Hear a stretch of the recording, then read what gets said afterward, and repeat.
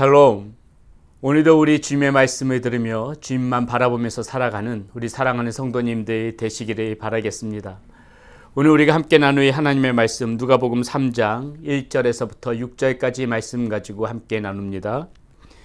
디베르 황제가 통치한 지 15째 해 곧 본디오 빌라도가 유대의 총독으로 헤롯이 갈릴리의 분봉왕으로 그 동생 빌립이 이두레와 드라고니 지방의 분봉왕으로 루사니아가 아빌레네의 분봉왕으로 안나스와 가야바가 대제사장으로 있을 때에 하나님의 말씀이 빈 들에서 사가랴의 아들 요한에게 임하니라. 요한이 요단강 북각처에 와서 죄사함을 받게 하는 회개의 침례를 전파하니 선지자 이사야의 책에 쓴 바 광야에서 외치는 자의 소리가 있어 이르되 너희는 주의 길을 준비하라. 그의 오실 길을 곧게 하라.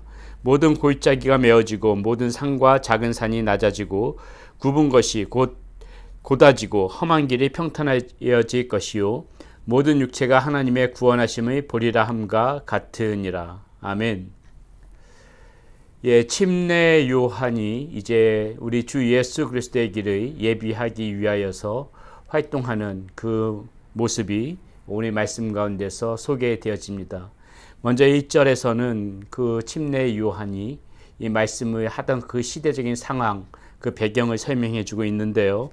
1절에 보니까는 황제는 디베르 황제라고 했습니다.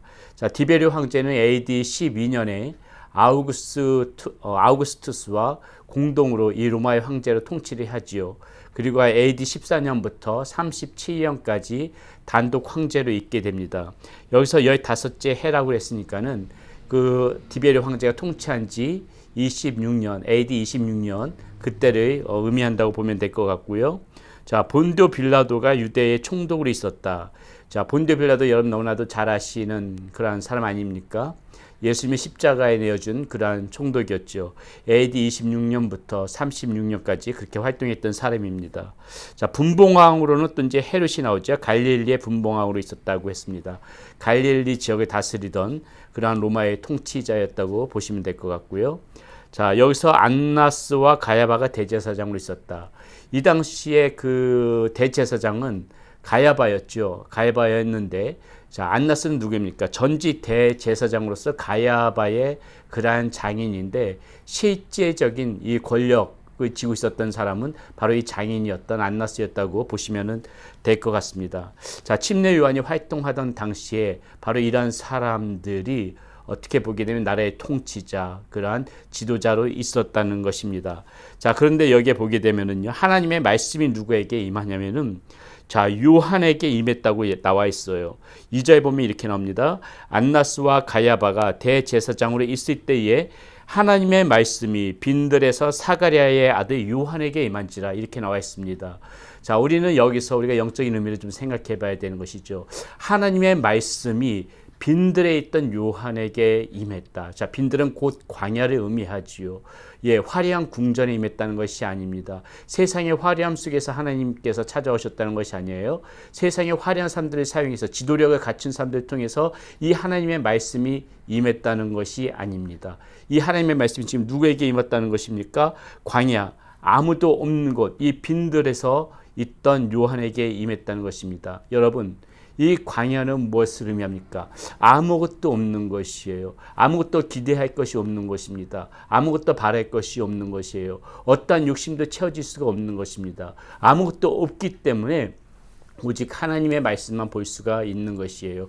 하나님만 의지하고 하나님만 의존할 수밖에 없는 장소가 바로 빈들이라는 것입니다. 여러분, 그렇다면은 우리가 오늘 이 말씀이 빈들에 있던 요한에게 임했다는 것을 볼 때 우리는 무엇을 생각해야 됩니까?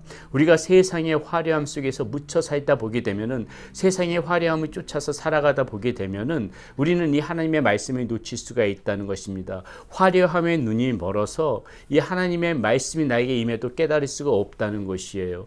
여러분, 우리가 이 하나님의 말씀을 붙잡고 이 하나님의 말씀을 선명하게 듣기 위해서는 이런 빈들에 있는 절대적인 고독이 우리의 삶 가운데 필요한 것입니다. 우리 모두가 이 빈들에서 살면서 정말 이 유한처럼 약대 털옷을 입고 이렇게 가난하게 살라는 말씀이 아니에요.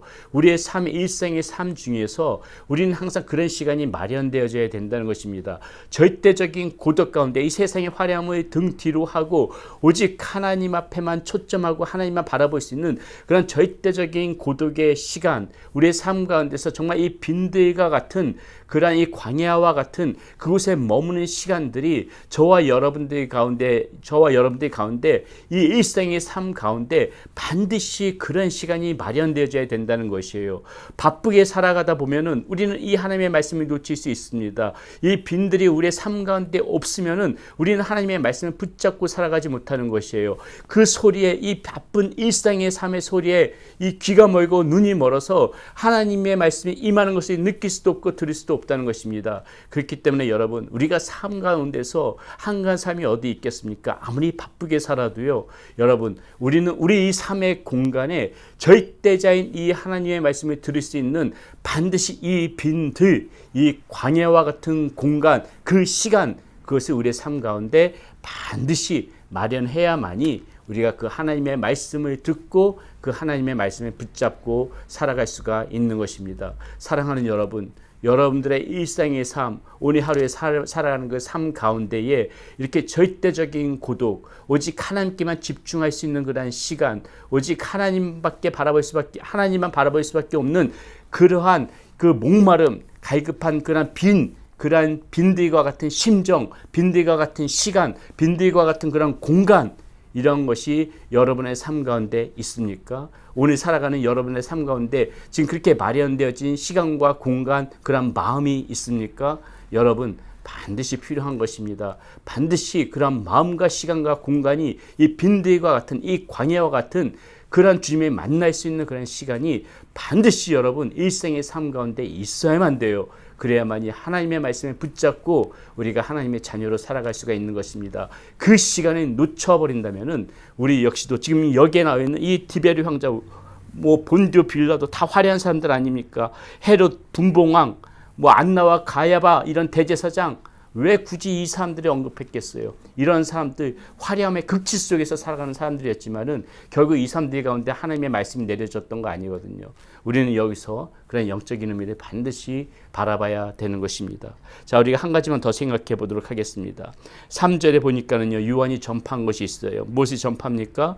요한이 요단강 부근 각처에 와서 죄사함을 받게 하는 회개의 침례를 전파하니. 자, 회개를 통해서 죄사함을 받으라고 사람들에게 이야기했습니다. 그런데 여러분, 이 회개를 한다고 해서 우리가 죄사함을 받는 것입니까?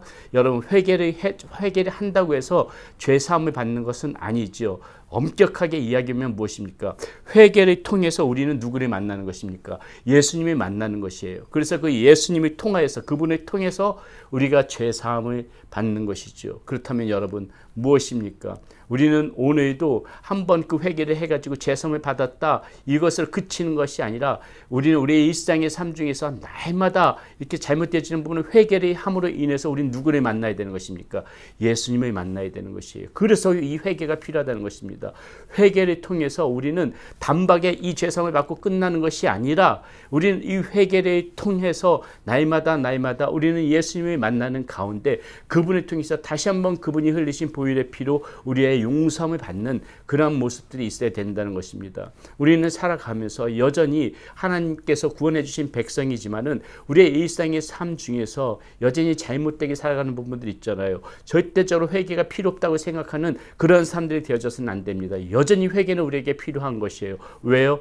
이 회개를 통해서 우리는 오늘도 예수님을 만날 수 있기 때문에 그런 것입니다. 그렇기 때문에 여러분, 이 회개를 놓쳐서는 안 됩니다. 이 회개가 우리가 하나님 앞에 드려지는 예배의 첫 시작인 것이에요. 항상 이 하나님 앞에 회개하는 가운데, 통렬하게 가슴을 찢고 마음을 찢는 가운데, 오늘도 우리가 허물 많은 이 인생, 허물 많은 삶 가운데서 그릇된 길로 걸어갔던 것을 회개하는 가운데 주님을 만나고 그 주님을 통하여서 주님께서 다스려 주시는 그 손길에 의하여서 다시 한번 우리가 죄 사함을 받는 그러한 모습들, 하나님으로부터 용서를 받는 그런 것들로 우리의 삶을 채워갈 때 우리는 더욱더 거룩한 하나님의 자녀, 더욱더 사랑스러운 하나님의 자녀로 살아갈 수 있을 것입니다. 오늘 우리가 두 가지를 생각해 봤는데요. 하나님의 말씀을 듣는 그 빈들과 같은 시간이 우리에게 필요하다. 그리고 우리의 잘못된 삶들이 우리의 있을 적에 즉각적으로 회개함으로 예수 그리스도를 만나야 된다. 우리 꼭 그것을 기억하면서 살아가는 성도님들이 되시기를 바라겠습니다. 기도합니다. 하나님, 오늘 침례 요한에게 하나님의 말씀이 전해지는 것을 우리가 말씀을 통하여서 배웠습니다. 수많은 화려한 사람들이, 세상의 화려함 속에서 살아가는 사람들이 있었지만은 그곳에 하나님의 말씀이 내려지지 않고 빈들에 있던 요한에게 이 하나님의 말씀이 내려졌다는 것은 오늘 이 시대를 살아가는 우리에게도 이 빈들과 같은 시간이 있어야 함을 압니다. 하나님, 우리 사랑하는 성도님들이 이 빈들의 시간을 마련하고 살아갈 수 있도록 인도하여 주시고, 살아가면서 부족하고 연약한 모습들 가운데 죄 짓고 있는 모든 것들 즉각적으로 회개함으로 우리 주 예수 그리스도를 만나 우리 주님의 보혈의 피로 다시 한번 용서를 받고 살아가는, 날마다 이렇게 우리 자신을 다듬어가는 거룩한 삶을 살아가는 우리 사랑하는 성도님들이 될 수 있도록 인도하여 주시옵소서. 우리 주 예수 그리스도의 이름으로 감사하며 기도드렸습니다. 아멘.